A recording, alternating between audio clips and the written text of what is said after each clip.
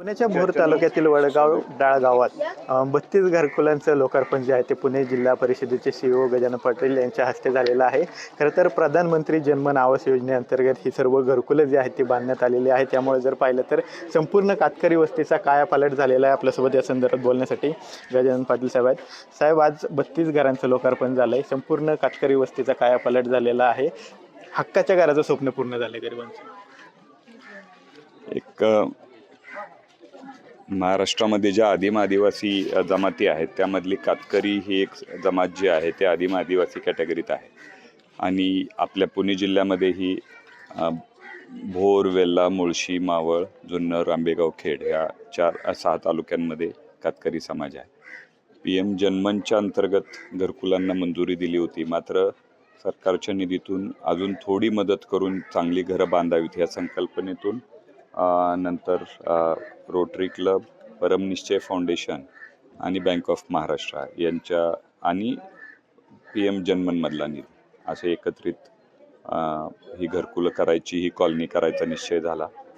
जागेची सुरुवातीला अडचण होती, त्यामध्ये येथीलच या वस्तीवरीलच गावकरी श्रीयुत पवार यांनी जागा दान केली आणि त्याच्यामध्ये मग 37 घरकुलं आज आपली बांधून पूर्ण होत आहेत। हे खऱ्या अर्थानं पूर्ण होत आहेत म्हणजे माझ्या मागे आपल्याला घरकुल दिसेल हे अतिशय चांगल्या पद्धतीनं पक्की घरं कॉन्क्रीटची चांगल्या म्हणजे आतलं किचनसुद्धा आम्ही बघून आलो, टॉयलेट ब्लॉक बघून आलो, अतिशय चांगल्या पद्धतीनं हे केले।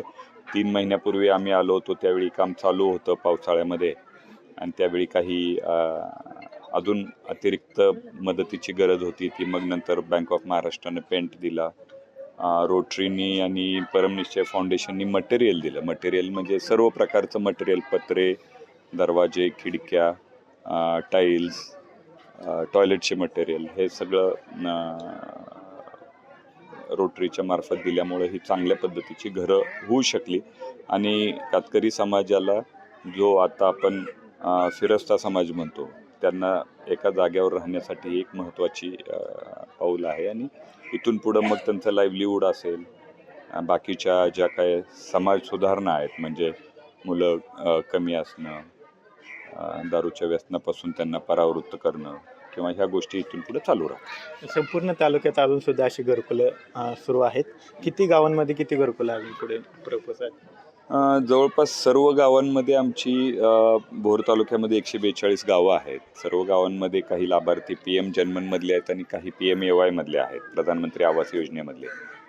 ती गावं चालू आहेत। विशेष करून कातकरी वस्त्या 33 गावांमध्ये आहेत, तर त्या वस्त्यांना आम्ही थोडं प्राधान्य दिलं PM जन्मनमध्ये आणि जिथं अशी अर्धवट पडलेली घरं किंवा जिथं डोनेशन किंवा CSR मधून किंवा रोटरीसारख्या संस्थांमधून जिथं मदत लागेल तिथं आम्ही करण्याचा प्रयत्न करतो आणि आमचं टार्गेट आहे की पुढील 1 वर्षात 33 वस्त्या कातकरी समाजाच्या यांना घरं देण्यामध्ये आम्ही यशस्वी आहोत। रोटरी असेल, प्रथम असेल किंवा बँक ऑफ महाराष्ट्र असेल, या संस्थांकडून चांगल्या प्रकारे मदत होती आहे। विविध योजना त्यांच्याकडून राबवण्यात येतात। इथे घनकचरा प्रकल्पसुद्धा राबवण्यात येतो आहे। काय नक्की त्या प्रकल्पाचं कसं असणार?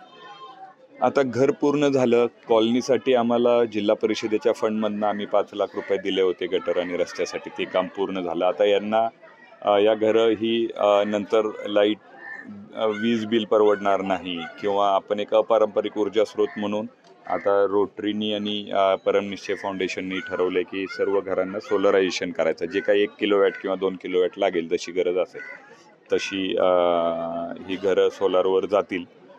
त्याचबरोबर जे काही छोटे छोटे विषय आहेत त्यामध्ये सोलर स्ट्रीट लाईट असेल, घनकचरा व्यवस्थापन आहे, पाण्यासाठी सुद्धा परमनिश्चय फाउंडेशन आणि रोटरी क्लबच्या माध्यमातून घनकचऱ्यासाठी एक मोठ्या कुंड्या दिलेल्या दिसून येते आपल्याला आणि जे पाण्याचं नियोजन करायचं आहे म्हणजे जे काही वेस्ट वॉटर आहे त्याच्यासाठी सुद्धा नियोजन आता इथे केलं जातं। तर आपण रोटरी क्लबचे अधिकारी आहेत त्यांच्याशी सुद्धा बोलणार आहोत। तुमच्या मार्फत सुद्धा मोठी मदत या संपूर्ण घरांना केली आहे। त्याच घरकुलाचं स्वप्न गरिबांचं पूर्ण झालं, काय भावना? आज हे सगळ्यांचं जे स्वप्न होतं, प्रत्येकाचं एक स्वप्न राहतं का आपलं घरकुल एकदम चांगलं राहावं। आम्हाला Paramnishchay foundation, SG foundation, Sushant Gupta आणि परमबीर कौर यांच्या सहकार्याने हे सगळ्यांचं स्वप्न पूर्ण करू शकलो आणि त्यांचं लोकार्पण सोहळा आज झाला. त्याचा आज आम्हाला खूप आनंद आहे की काही चांगलं काम आपण केलं आहे. परमनिश्चय फाउंडेशनचे सुद्धा काही अधिकारी आहेत. काय तुम्ही काय सांगताल? आता मोठं स्वप्न गरिबांचं पूर्ण झालं घरकुलामार्फत. हो, खरं आहे. कुठल्याही समाजाला पुढं आणण्याची जबाबदारी ही फक्त आपल्याला शासनावर टाकून चालत नाही, तर तिथं कार्यरत असणाऱ्या सामाजिक संस्था रोटरीसारख्या किंवा परमनिश्चय फाउंडेशन आणि SG Analytics जे CSR आहेत, तर त्यांचंही ते एक महत्त्वाचं दायित्व आहे. तर इथं एक उत्कृष्ट उदाहरण आपण संपन्न होताना पाहतोय की सर्व प्रकारचे वेगवेगळ्या अधिकारी एकत्र येऊन, वेगवेगळ्या संस्था एकत्र येऊन कशा पद्धतीनं आज एक काम इथं होतंय, तर निश्चितच या गोष्टीचा खूप आनंद होतोय. तर आपण पाहतोय की घरकुलांचं लोकार्पण झाल्यानंतर विविध संस्थांचे हे प्रतिनिधी अधिकारी आहेत, त्यांनी आपली प्रतिक्रिया दिली आहे. त्याचबरोबर पुणे जिल्हा परिषदेचे CEO त्यांनी सुद्धा आपली प्रतिक्रिया जी आहे ती दिलेली पाहायला मिळते. कॅमेरा पर्सन तुषार सनेसह विनय जगताप, TV9 मराठी, भोर, पुणे.